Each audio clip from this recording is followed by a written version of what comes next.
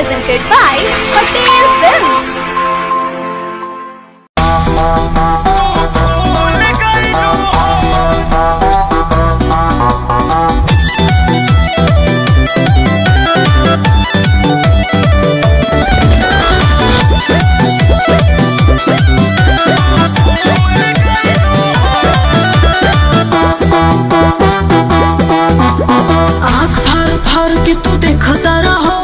बोला आगे पीछे कमी रखता रहो। अरे पगलाए हो का? आँख भर भर के तू देखता रहो। बोला आगे पीछे कमी रखता रहो। खोइलू का बोला दाल भात के अलावा तू भूल गइलू हो, तू भूल गइलू हो जैसे मकई के लावा। तू भूल गइलू हो जैसे मकई के लावा।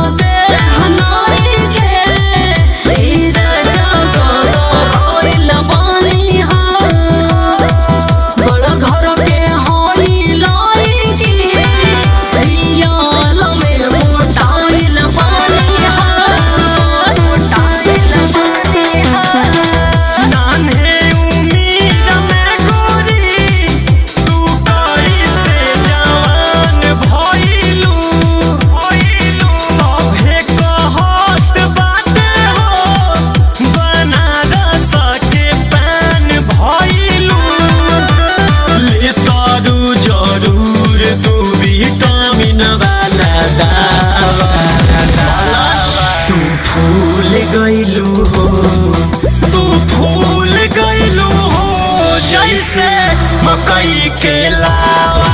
तू भूल गइलू हो जैसे मकई के लावा।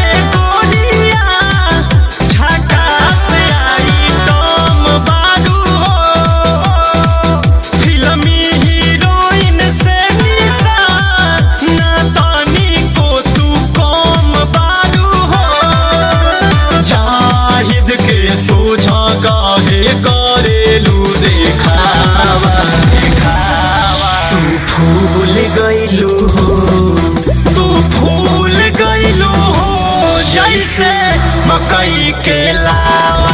तू भूल गइलू हो जैसे मकई के